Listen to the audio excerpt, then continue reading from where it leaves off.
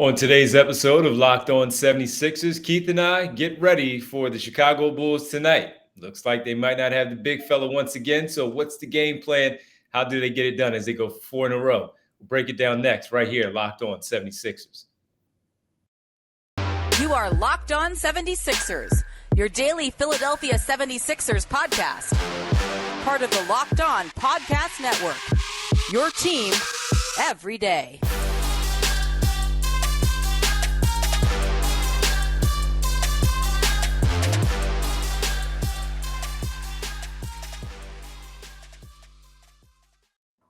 Today's episode is brought to you by LinkedIn. LinkedIn Jobs helps you find the qualified candidates you want to talk to faster. Post your job for free at linkedin.com/LockedOnNBA. And also, we want to thank you for making Locked On 76ers your first listen. Welcome. I'm Devon Givens from 97.5 The Fanatic Radio in Philadelphia, alongside my co-host and partner, Keith Pompey from TheInquirer.com, Sixers beat reporter. What's up, man? What's good, D? How you doing? Doing all right, man. It's the weekend. We got a big weekend here. We got the Sixers tonight, Sixers on Sunday, mixed in with the Eagles stuff on Sunday, a 4:25 kickoff. So it's going to be a busy Sunday for me, for sure. Yeah. I'm a little disappointed that the Sixers are playing the same time that the Eagles are playing, but it is what it is. Yeah, and the NFL did that. Yeah, not the Sixers, not the NBA. The NFL did that. Yep. Yeah. Absolutely. Well, listen, thanks everybody for making Locked On 76ers your first listen every day. And remember, Locked On 76ers is free and available on all platforms, including right here on YouTube at Locked On 76ers. Later in the program, we'll give you our keys to the game, key matchups that we're looking for against the Bulls tonight. And, of course, talk about the big fella and everything that's going into his absence on Wednesday, his status tonight. Keith, let's get right into it, man. A big game against the Bulls as they close out this 3-game homestand. A home and home on Sunday and Tuesday with Detroit. Next Thursday with the Oklahoma City Thunder. And then they go on the road for 5. But tonight, first things first, the Chicago Bulls in town. They're still fighting, scratching, and clawing their way, Keith, trying to make sure they get back up into the top of the Eastern Conference. They did a great job last season, and they faded at the tail end, right? For what they did last year, faded, got knocked out in the playoffs. It wasn't a good ending for them as they started strong. And this year, much of the same, man. They're still at the bottom at 17-21 in the play-in as of right now, one game back of the 9th-seeded Atlanta Hawks. And what do you look at this team, man? I mean, they have some issues. They've had some problems. The Sixers have had their number. How do you look at this one tonight with the opponent being the Chicago Bulls and the fact that the Sixers play well against them and Chicago just not playing well right now? Yeah, I mean, the last game that they played, I mean, the Sixers basically, Embiid had to hit a three-pointer with like 19 seconds left. And then Tobias Harris had to clinch it with like in the closing seconds with a pair of foul shots. So it's been close. I mean, you look at it and you that one was close. Yeah, that one. Yeah, I mean, that one was close. But that's, you like when we look at these teams, you really can't compare like, okay, they beat them X amount of games in a row because – I mean, we look at this team last year. Andre Drummond wasn't on the team. A couple of years before that, they didn't have DeMar DeRozan. Sometimes where Zach LaVine was hurt. Vucevic. You know what I mean? So what I'm saying is like these are different guys. And also you look at the 76ers. They Joel Embiid was here. Tobias Harris was here. But outside of that, Maxey might have been a rookie or so, but it's really not the same core. You know what I'm saying? So when you look at it right now, you say to yourself, if Chicago has any chance of pulling off an upset, especially feeling high coming off of beating the Brooklyn Nets, tonight would be it. I mean, there's not going to be a Joel Embiid. I mean, if you're the 76ers, you got to hope and pray that, Montrezl Harrell can bring some of that fire again. But the difference is with this Chicago Bulls team is that they have a two-time All-Star in Nikola Vucevic starting, former Sixer. And then you have Andre Drummond, a two-time All-Star coming off the bench. So, to me, even though it's a guard-laden team, right then and there, that's an advantage that they may want to try to take advantage of with Joel not playing. different type of player than what we saw Miles Turner on Wednesday. Really offensive oriented, as you talked about, where Miles Turner is really heavily relying on other people getting him the basketball. Vucevic can create his own shots, and we've seen him stretch his game out to the three-point line over the last few seasons when the game overall has changed in the league. So he is certainly a threat to do that against the Sixers, especially as you mentioned, without Joel Embiid. And you're probably going to have to go. It's interesting because I know when we talked about it, you said not too surprised on Wednesday after the game that PJ Tucker was the starting five and not Montrezl Harrell, and Harrell wound up playing more minutes. But tonight might be a little bit different, Keith, because of where he is more focused offensively, where Miles Turner is not. Mm-hmm. It might be. It might be. I mean, it might also be one of those things where you try to put Paul Reed in there, another rim protector. But I don't know. Like, they just seem a little small to me, right about now. This is one of those games where we look at the Sixers. One of those games we were talking about, and it was never a knock against the guys they had, but we always said that they might need another big dude on the bench, to help out. But the thing is, I'm looking at it, and I'm the same thing you said. Vucevic is the type of dude that if you don't pay close attention, if your head isn't on the swivel, you look one way, and next thing you know, you turn around and he's spotting up at the 3-point line and bang. And so the question is like, is Trez or is PJ going to be quick enough to get out there and stay out there with him? We know that PJ can try to move guys off the spot, but Vooch and Drummond both have low center of gravity. They're kind of strong guys, built wise. So, that's going to be a question mark. But, in addition to that, it's kind of sort of like the Sixers have struggled against perimeter players. And Joel Embiid has always been the eraser, so to speak, of certain things, right? When guys get blow by people. But without having Joel and having that interior presence, but then also having Zach LaVine and then having DeMar DeRozan, again, if there was any chance to snap this win streak, this is it. And another thing is, DeMar has been averaging 30 points against the Sixers since he's been with the Bulls. So that's something else to pay attention to. Yep.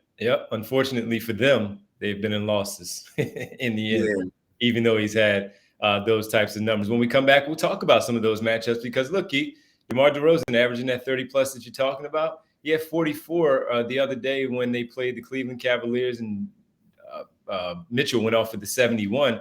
He had 44. We know Zach LaVine can fill it up also. How are you going to defend these guys? And we'll discuss that a little bit, and that's why I bring it up. One of the guys you like to talk about a lot, Matisse Thybulle. We'll tap into that next right here on Locked On 76ers. But as we mentioned at the top of the show, LinkedIn, it's a small business owner as you are, maybe one of your friends, your family. One of you are a small business owner and you're a hiring manager. You know that success in 2023 all depends on the team members that you surround yourself with. That's why you have to check out LinkedIn Jobs. With LinkedIn Jobs, you can hire qualified candidates more efficiently by matching open roles with people who have the skills, values, and experiences you help to achieve your goals. And if that's what you have done in the past and you felt you have done a pretty good job, but it has been a little bit tough as of late, this is the place for you to go. LinkedIn Jobs helps you quickly attract qualified candidates to your open jobs with targeting tools. They go beyond resume data by using insights from your job post company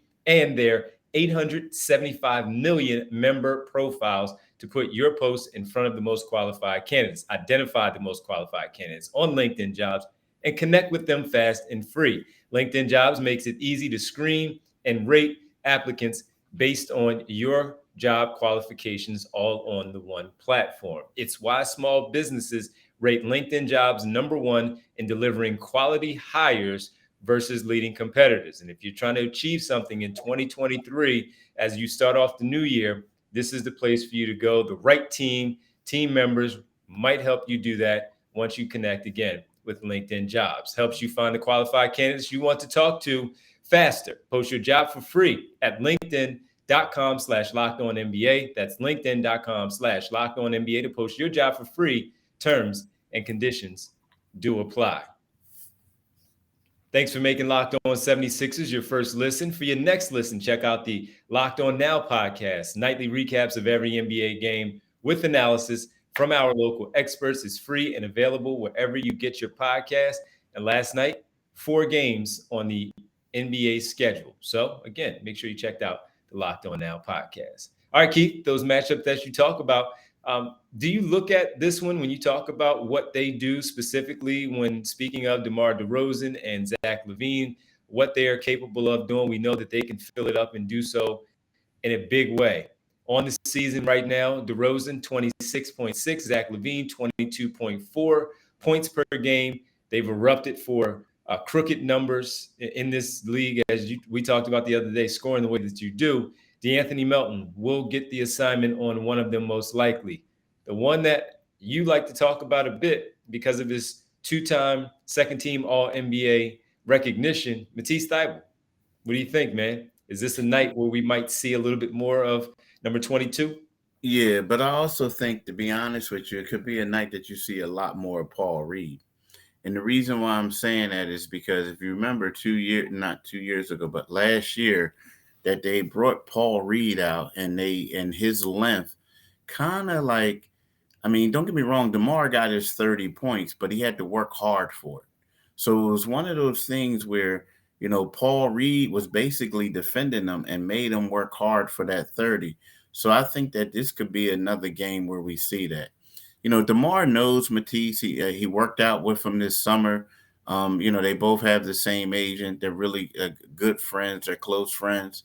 Same thing with Zach LaVine, right? Because of the Seattle-Washington thing. Well, but not as close as Zach. I mean, Zach LaVine, they're cool. Like, Zach isn't from Seattle, but they played against each other in high school. He's from Washington, but he's not, from Seattle, so to speak. But he's from nearby, one of those things. But the thing about DeMar is DeMar with Matisse and like when Matisse was in high school or whatever, he would work out with these guys. When he was in college, you'd work out with them because his agent is also his godfather. So it's one of those things where, he's known them for a while, him and Dame Lillard. But here's something else that I really like about this, and it will be intriguing to see how this goes down. People don't really notice, but DeMar DeRozan and James Harden kind of sort of grew up together. They're both from Compton, right? DeMar DeRozan ended up going to high school in Compton. James Harden went to a high school like out near Long Beach. But the funny part about it is DeMar DeRozan was born on August the 7th, 1989. James Harden was born on August the 26th of 1989. I believe it was August the 26th of 89, right? They both were lottery picks in the 2009 draft pick. So to me, I want to see this one because it's kind of like where you got 2 kids from Philly, you know what I mean? And like one might have went to the friend school league, but the other one went to the pub.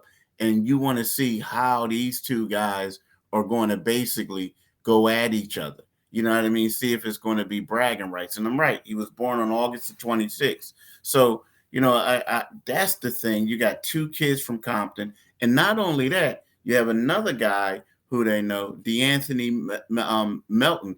Now, he didn't grow up in Compton, but his family is from Compton. So we got these 3 kids, these 3 grown men, as you could say, who are all from the same area. So those little things are little tidbits to me that I like paying attention. Yeah, I love those little interesting stories where guys are intertwined because of the areas that you talk about, and yeah, that's going to be fun. That'll be pretty cool to see how all of that does play out. Because oftentimes when you do something like that, Keith, one may not be known for defense, and when we're talking about DeRozan and Harden, both of them not really known for their defense, but when you lace them up against a guy you grew up with, you know him very well, you play in the Drew League in the summer with them, all that type of stuff.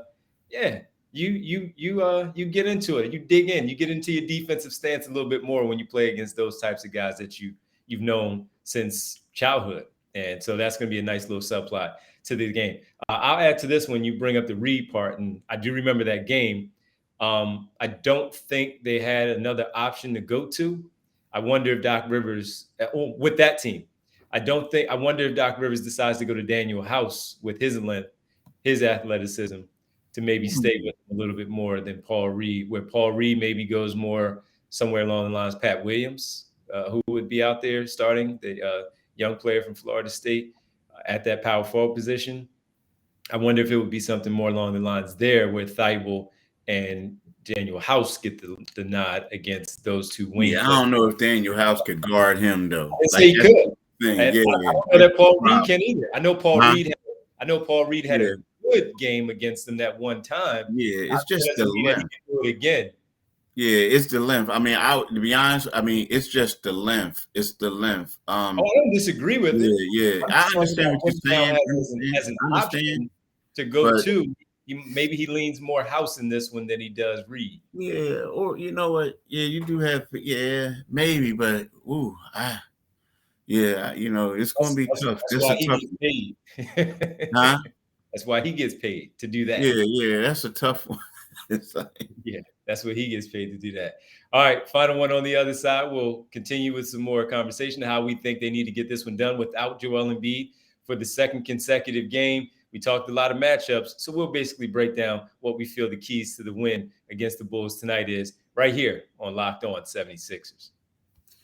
Yeah, but when we get back, let's talk about Bet Online, right? Bet Online is your number one source for sports betting, info, stats, news, and analysis. Get the latest odds and trend for every professional and amateur league out there.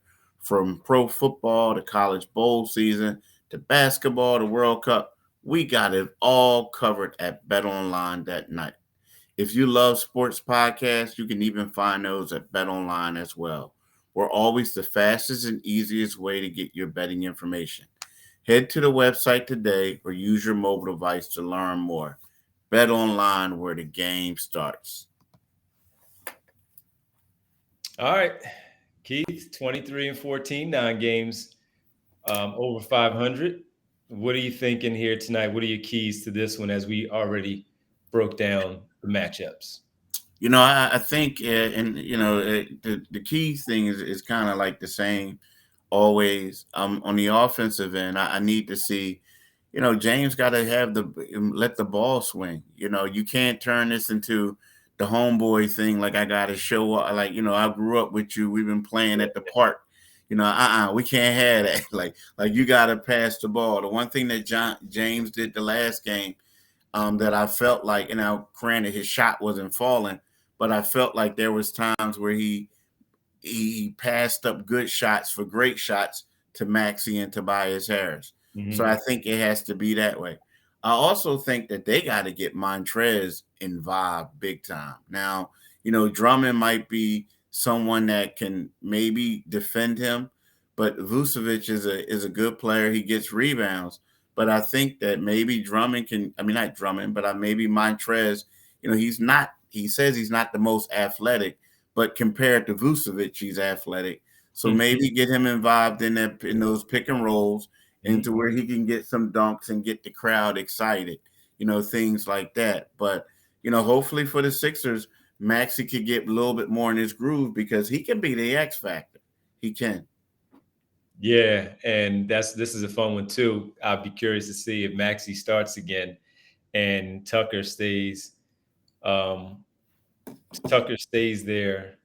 in that starting role of Maxey and Ayo Dosunmu. That's a nice little matchup between those two young guards that I'd be interested in seeing.